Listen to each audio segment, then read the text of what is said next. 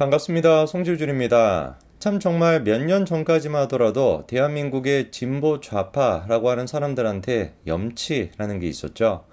이거는 근데 진보 좌파만의 문제는 아니고 그냥 대한민국 정치 자체가 이 염치라는 게 있었던 것 같습니다.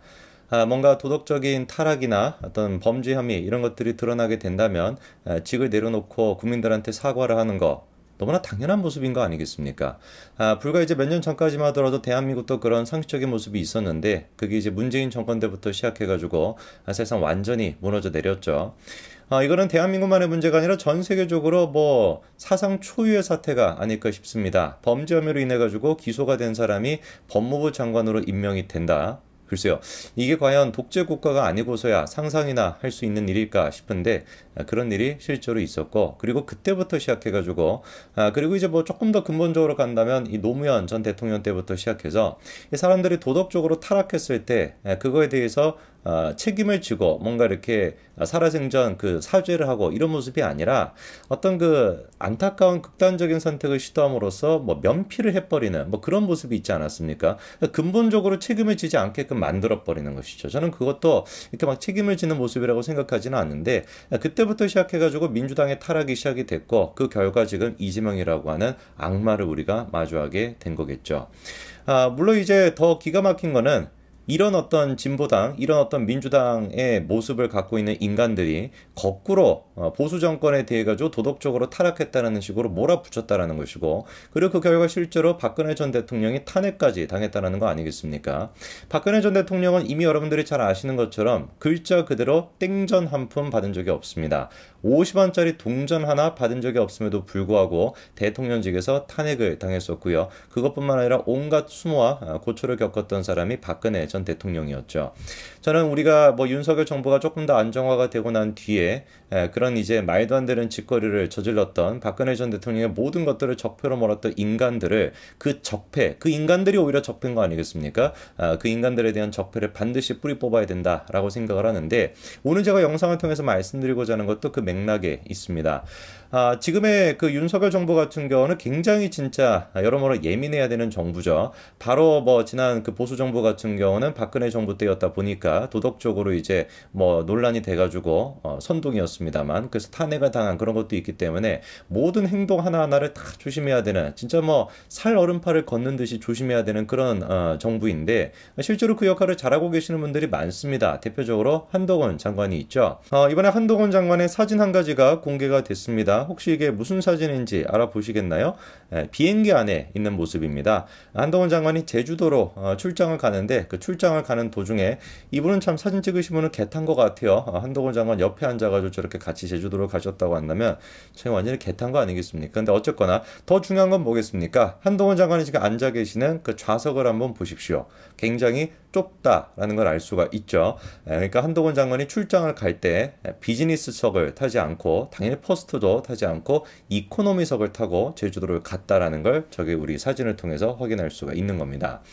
그러니까 이게 그 한동훈 장관이 뭐 초반에 법무부 장관으로 임명이 됐었을 때 뭐 언론 플레이란다 이런 식의 뭐 지적도 있었죠. 대표적으로 이제 1등석을 타지 않겠다라고 지시를 내렸을 때 그거를 가지고도 막 언플이다 뭐다 뭐 얼마나 개딸들이 난리를 쳤었습니까?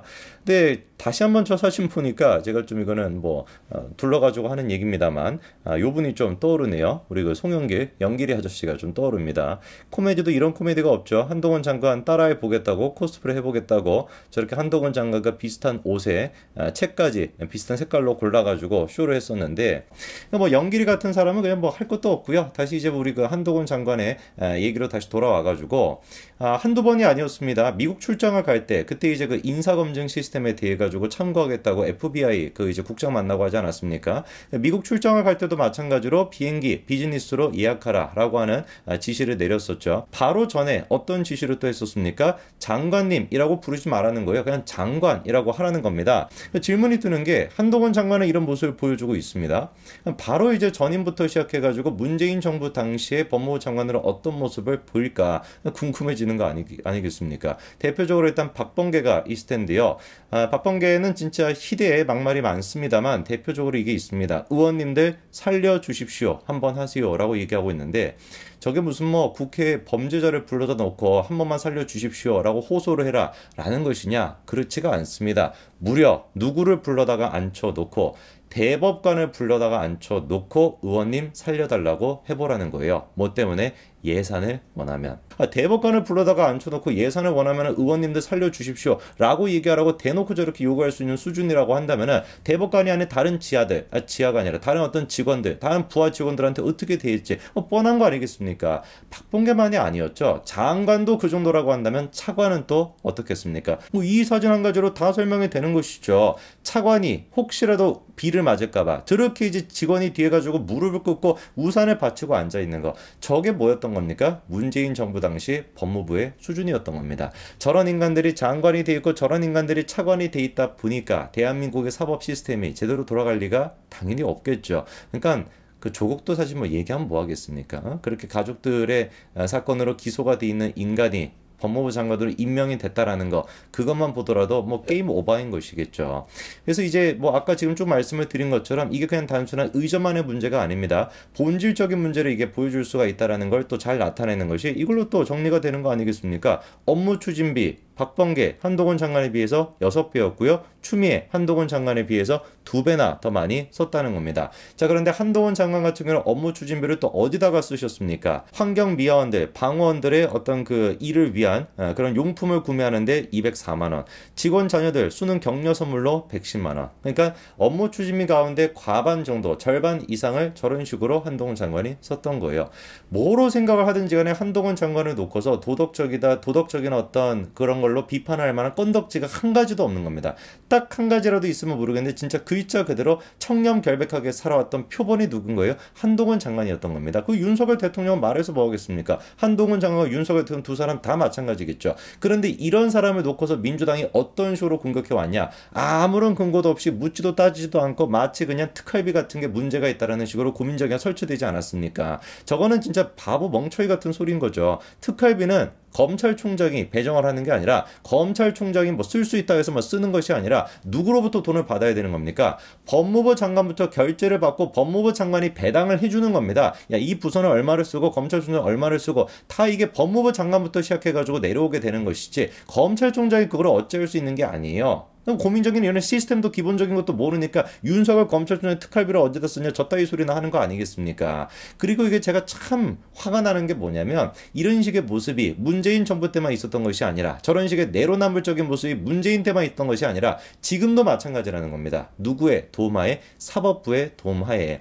이번에 검찰에 대한 정말 뭐 사상 초유로 압수수색이 검찰에 대한 압수수색이 이루어졌는데 그 압수수색을 누가 했습니까? 시민단체 뭐 세금도둑 잡아란가 뭔가 하는 그 시민단체가 검찰에 이제 압수수색했던 거 아닙니까? 참 근데 이게 악의적인 게 뭐냐면은 딱 누구만 타겟팅을 해서 윤석열 대통령이 검찰총장일 당시, 윤석열 대통령이 서울중앙지검장이었던 당시 그때만 이제 타겟팅을 하는 겁니다. 박범계나 추미애 이런 사람들에 대해서는 정보공개 청구도 하지 않으면서 한동훈 장관의 출장비 내역 등은 수차례 공개를 요청을 했던 겁니다. 누가 보든지 간에 정치적인 목적이 있는 악의적인 그런 거였는데 저거를 누가 허가를 해준 거예요? 법원이 허가를 해준 겁니다. 그래서 사상 초유로 검찰에 대한 압수수색까지도 이루어졌던 겁니다. 자, 그러면은 뚜껑을 열어봤다. 결과가 어떻게 나왔겠습니까? 한동훈 장관의 무슨 뭐 출장비, 그리고 윤석열 뭐 검찰총장, 그리고 서울중앙지검 당시 특활비 같은 게 문제가 됐을까?